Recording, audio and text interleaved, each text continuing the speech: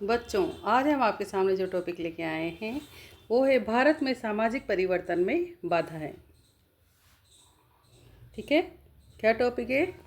भारत में सामाजिक परिवर्तन में बाधाएं। ठीक है, ये यूजीसी नेट शिक्षा शास्त्र का टॉपिक है। इसको आगे कंटिन्यू करते हैं। क्वेश्चन नंबर 1, आजकल के बदलते हुए व्यवहार प्रतिमानों के संदर्भ में कौन सा व्यवहार विचलित माना जाएगा? तो पुनर्विवाह का विरोध करना। ठीक है, जब पहले एक समय ऐसा था कि विधवा का पुनर्विवाह नहीं होता था, लेकिन यहाँ के समाज सुधारकों ने अनेक प्रयास किए, उसके बाद विधवा पुनर्विवाह होने लग गया। और यदि आज फिर वापस इसका विरोध करें कि नहीं, विधवा का पुनर्विवाह नहीं होना चाहिए, तो ये आजकल के व्यवहार में विचलित माना जाएगा, क्योंकि आजकल एक सामान्य सी बात हो गई है कि विधवा को भी अपना लिया जाता है। ठीक है, क्वेश्चन नंबर 2, सामाजिक नियंत्रण का अनौपचारिक तरीका कौन सा है? तो वो है विश्वास। क्वेश्चन नंबर 3, सामाजिक संरचना के बारे में ठीक कथन कौन सा है? तो पुनरावृत्तीय सामाजिक संबंधों के तुलनात्मक स्थायी पक्षों से सामाजिक संरचना बनती है। ठीक है,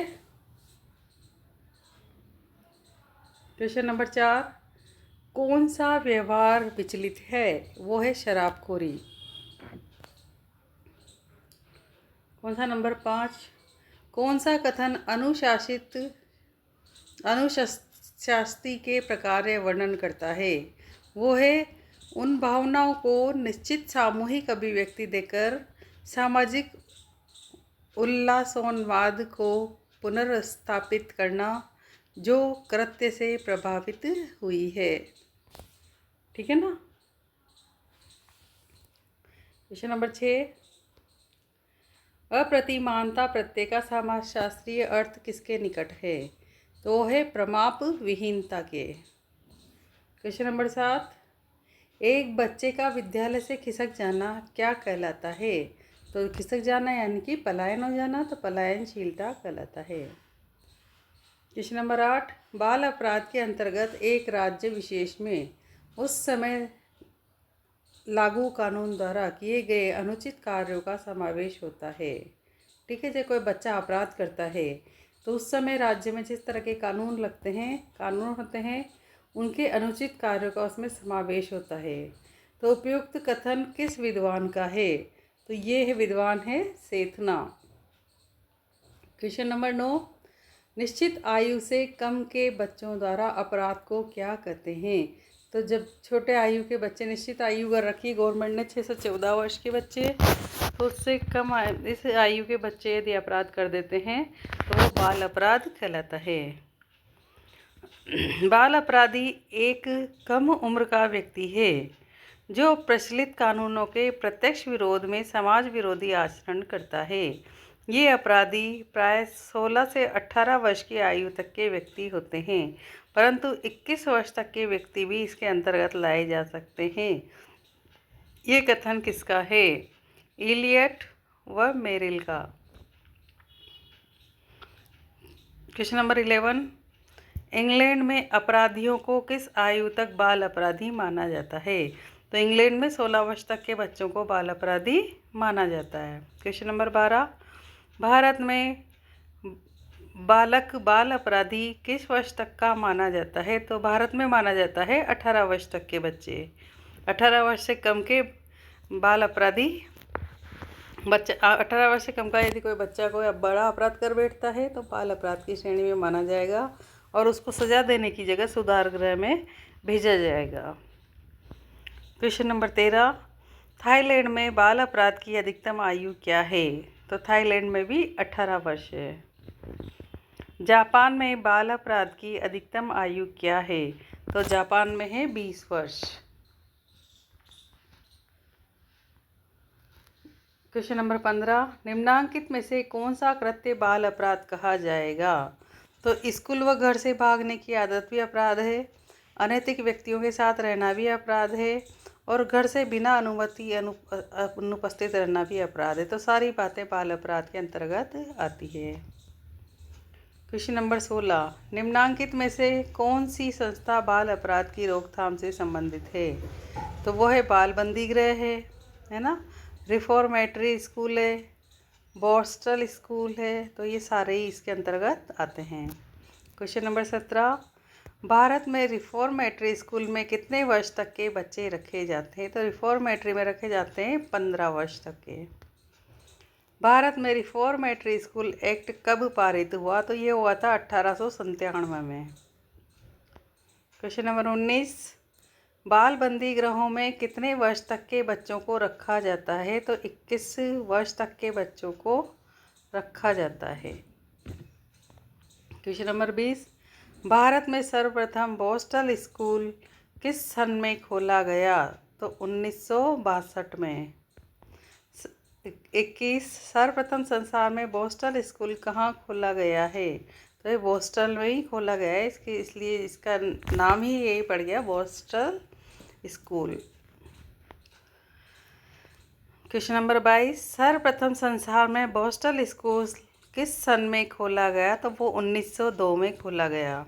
क्वेश्चन नंबर 23, विश्व में सबसे पहला किशोर न्यायालय कहाँ स्थापित हुआ? तो वो शिकागो में स्थापित हुआ। क्वेश्चन नंबर 24, संसार में सर्वप्रथम बाल अपराध किस सन में स्थापित किया गया? तो वो किया गया 1899 में, 1899 में।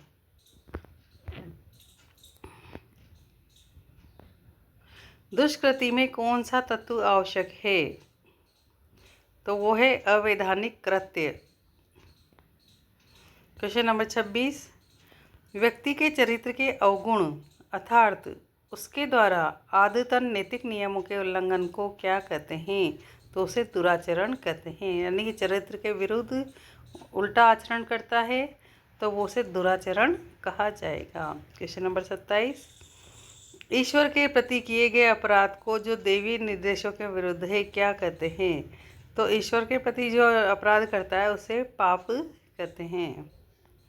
परिवार से संबंधित कौन सा कारण बालक को बाल अपराधी बना देता है? अनैतिक परिवार, जिसमें बड़ों का आदर न हो, चरित्रवान व्यक्ति न हो, है ना। तो जब परिवार के लोग ही ऐसे होंगे तो बालक वहाँ से अपराध करना सीख जाता है। क्वेश्चन नंबर 29, बाल अपराध और अपराध में प्रमुख अंतर कौन सा है? बाल अपराध अवयस्कों द्वारा तथा अपराध वयस्कों द्वारा किया जाता है। क्वेश्चन नंबर 30, सामाजिक समस्या एक ऐसी दशा है जो चिंता, तनाव, संघर्ष और दिशा को जन्म देती है तथा आवश्यकता पूर्ति में बाधा उत्पन्न करती है। उपयुक्त कथन किस विद्वान का है? तो वो है वीवर का। क्वेश्चन नंबर 31, भारतवर्ष में सन 1980 तक लगभग कितने करोड़ व्यक्ति गरीबी की रेखा के नीचे अपना जीवन बसर कर रहे थे? तो 20 करोड़ लोग ऐसे थे जो गरीबी की रेखा के नीचे जीवन बसर कर रहे थे। क्वेश्चन नंबर 32, जिसमें व्यक्ति अपने जीवन से संबंधित मूल आवश्यकताओं को पूरा करने में असफल रहता है उसे क्या कहते हैं? निर्धनता।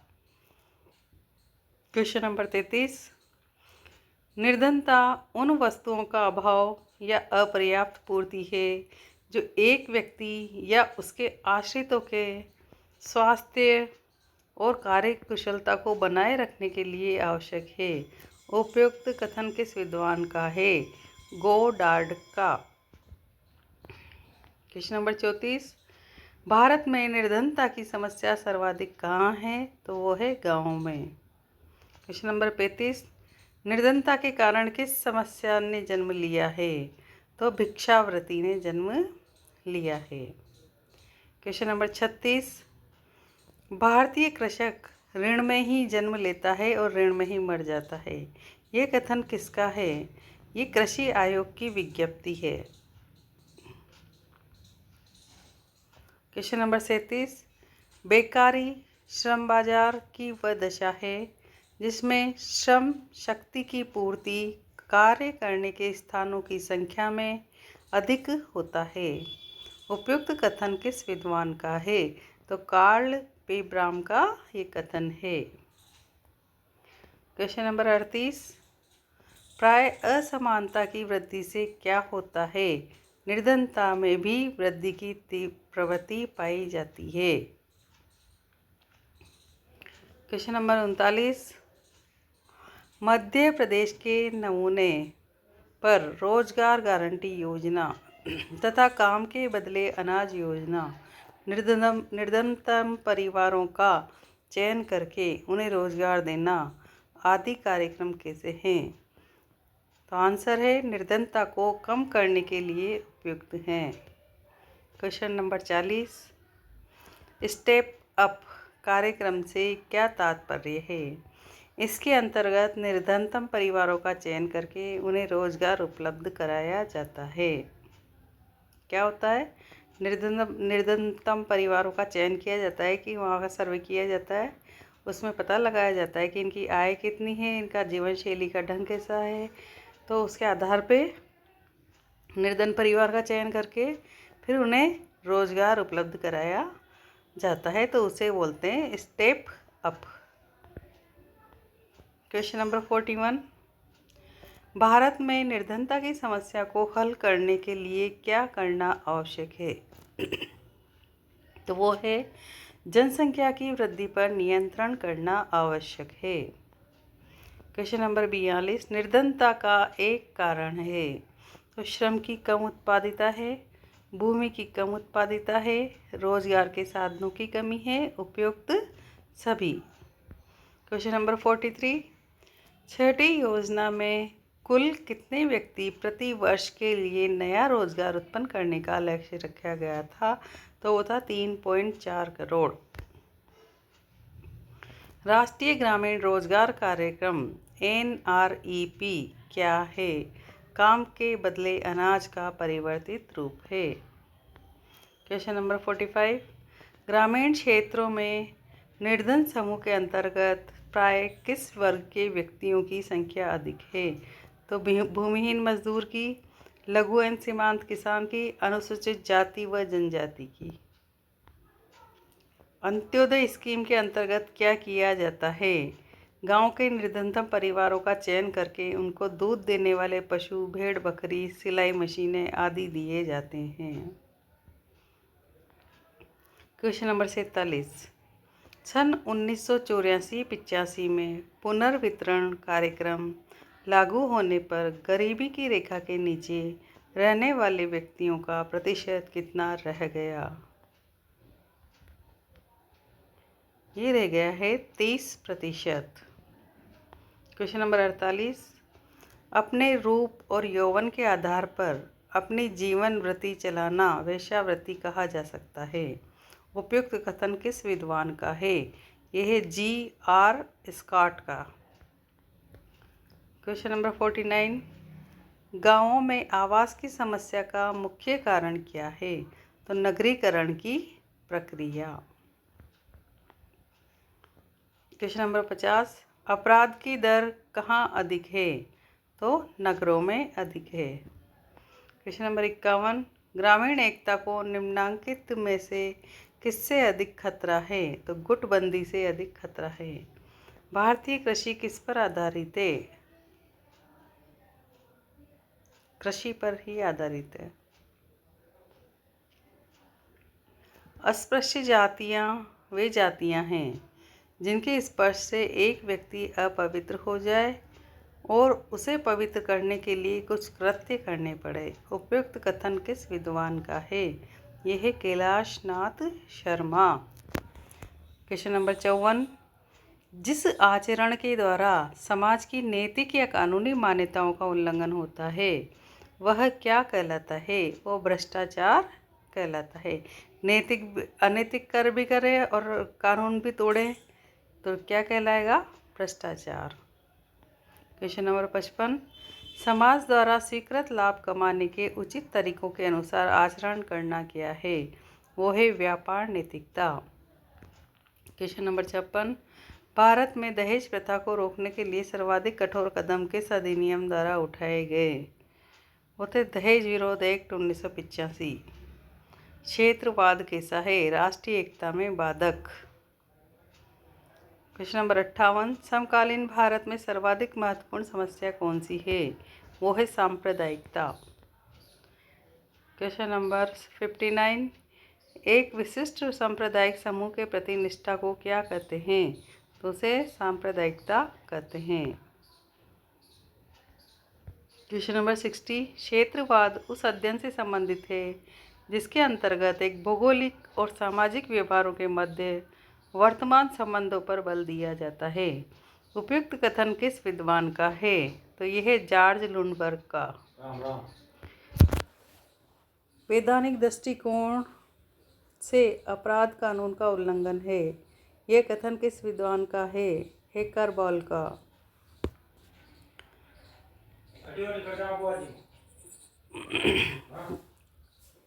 क्वेश्चन नंबर 62, प्रोबेशन प्रणाली का उद्भव कब हुआ? सन 1948 में। क्वेश्चन नंबर 63, मद्यपान किस प्रकार की समस्या है? वैयक्तिक। निम्नांकित विद्वानों में से किसका नाम अप्रतिमानता की अवधारणा से जुड़ा है? दुर्खीम। अप्रतिमानता किसकी है? दुर्खीम की। उसके बाद चलते हैं आगे। अप्रतिमानता सामाजिक संरचना की एक विशेष दशा है जिसमें व्यक्ति इतना आत्मकेंद्रित, अहंवादी व स्वार्थी हो जाता है कि वह समाज के आदर्शों व नियमों को स्वीकार नहीं करता है। उपयुक्त कथन किस विद्वान का है? यह दुर्खीम का, क्योंकि अप्रतिमानता शब्द जहाँ आ गया वह है दुर्खीम। क्वेश्चन नंबर 66, वह कौन से विद्वान हैं जिन्होंने सांस्कृतिक संरचना के टूट जाने की स्थिति को अर्थात उस स्थिति को अप्रतिमानता कहा है जब सांस्कृतिक नियमों एवं लक्ष्यों तथा समूह के सदस्यों की सामाजिक संरचनात्मक क्षमताओं के बीच अत्यधिक असंबद्धता पैदा हो जाती है? तो वो है मर्टन। क्वेश्चन नंबर 67, किस विद्वान ने आदर्शात्मक व्यवस्था के पूर्ण रूप से खंडित हो जाने की अव्यवस्था को प्रतिमानता कहा है? तो वो पार्सन्स। कौन है? पार्सन्स। क्वेश्चन नंबर 68, विशृंखला श्रम विभाजन की अवधारणा के साथ किसका नाम जुड़ा हुआ है? तो दुर्खीम का जुड़ा हुआ है। विशृंखल श्रम विभाजन की अवधारणा के साथ किसका नाम जुड़ा हुआ है? दुर्खीम का। क्वेश्चन नंबर 69, अस्वाभाविक आत्महत्या किसकी अवधारणा है? तो जहाँ आत्महत्या इड ईगो और सुपर ईगो वाली बात आ जाती है तो वहाँ दुर्खीम आता है। क्वेश्चन नंबर 70, जब व्यक्ति सांस्कृतिक लक्ष्य को तो स्वीकार कर लेते हैं परंतु संस्थागत विषय को अस्वीकार करते हैं, जो किस प्रकार का अनुकूलन होता है? वो होता है प्रवर्तन का। क्वेश्चन नंबर 71, जब लोग सांस्कृतिक लक्ष्यों तथा संस्थागत नियमों दोनों को स्वीकार कर लेते हैं तो उसे क्या कहते हैं? अनुरूपता।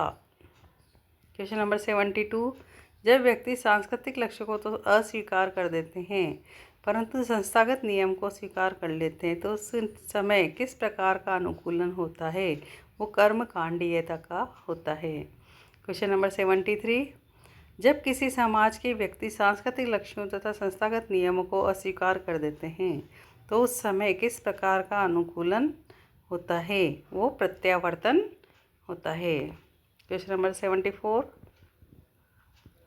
जब किसी समाज के लोग सांस्कृतिक लक्ष्यों एवं संस्थागत नियमों को अस्वीकार कर नवीन लक्ष्यों एवं नियमों की स्थापना करने का प्रयास करते हैं तो किस प्रकार की स्थिति पैदा होती है? तो विद्रोह की स्थिति पैदा होती है। जो पुराने नियम कानून चल रहे हैं उसके ऊपर कोई नया नियम ला के रख दे और नए लक्ष्य बना दे तो उस समय विद्रोह ही होता है। क्वेश्चन नंबर 75, भारत में धर्मनिरपेक्षता का क्या तात्पर्य है? सभी धर्मों को बराबर सम्मान देना। जोड़े बनाओ। सामाजिक तथ्य और उत्पन्न बाधाएं। जाति को लेकर कौन सी आती है? जातिवाद की। प्रजाति को लेकर प्रजातिवाद की। वर्ग को लेकर वर्गवाद की। भाषा को लेकर भाषावाद की और धर्म को लेकर धर्मवाद की और क्षेत्र को लेकर क्षेत्रवाद की समस्या पैदा होती है। सत्य असत्य। भारत में प्रजातिवाद की बाधा नहीं है। सत्य। हिंदू समाज जातिवाद से पीड़ित है। सत्य। क्वेश्चन नंबर 3, जातिवाद वर्गवाद से अधिक उग्रवाद है। सत्य। क्वेश्चन नंबर 4, वर्गवाद सामाजिक प्रगति को उकसाता है। ये भी सत्य है। क्वेश्चन नंबर 5, जातिवाद सामाजिक प्रगति में बाधक है। ये भी सत्य है। क्वेश्चन नंबर 6, भाषावाद राष्ट्रीय भाषा के विरुद्ध है। ये भी सत्य है। क्वेश्चन नंबर 7, भाषा पर आधारित राज्य भाषावाद को प्रोत्साहन देते हैं। ये भी सत्य है। क्वेश्चन नंबर 8, विदेशी भाषा अंग्रेजी के नाम पर भी भाषावाद फैला है। ये भी सत्य है। क्वेश्चन नंबर 9, अंग्रेजी के बिना शिक्षा असंभव है। ये असत्य है। क्वेश्चन नंबर 10, संस्कृत के बिना शिक्षा असंभव है। ये भी असत्य है। क्वेश्चन नंबर 11, स्वतंत्र भारत में हिंदी का विशेष विकास नहीं हुआ है। ये सत्य है। क्वेश्चन नंबर 12, सांप्रदायिकता धार्मिक विद्वेष पर टिकी है। ये भी सत्य है। क्वेश्चन नंबर 13, धर्म सांप्रदायिक नहीं होता। ये भी सत्य है। क्वेश्चन नंबर 14, संप्रदायवाद धर्मवाद है। ये भी सत्य है। क्वेश्चन नंबर 15, धर्मवाद अलगाववादी आंदोलनों का आधार है। ये भी सत्य है। क्वेश्चन नंबर 16, सामाजिक बाधाओं ने आतंकवाद को प्रोत्साहित किया है। ये भी सत्य है। क्षेत्रवाद राष्ट्रवाद में बाधक है। ये भी सत्य है। क्वेश्चन नंबर 18, शिक्षा के द्वारा सामाजिक बाधाओं को दूर किया जा सकता है। ये भी सत्य है। क्वेश्चन नंबर 19, भारत में सामाजिक बाधाएं घट रही है। ये असत्य है। क्वेश्चन नंबर 20, सामाजिक परिवर्तन में बाधाएं सामाजिक प्रगति में बाधक है। ये भी सत्य है। तो इन क्वेश्चन से आपको काफ़ी हेल्प मिलेगी। फिर अगले चैप्टर में नए क्वेश्चंस लेके आपके सामने आएंगे। तब तक के लिए हमारे चैनल को लाइक शेयर सब्सक्राइब करें और कमेंट भी अवश्य करें। धन्यवाद।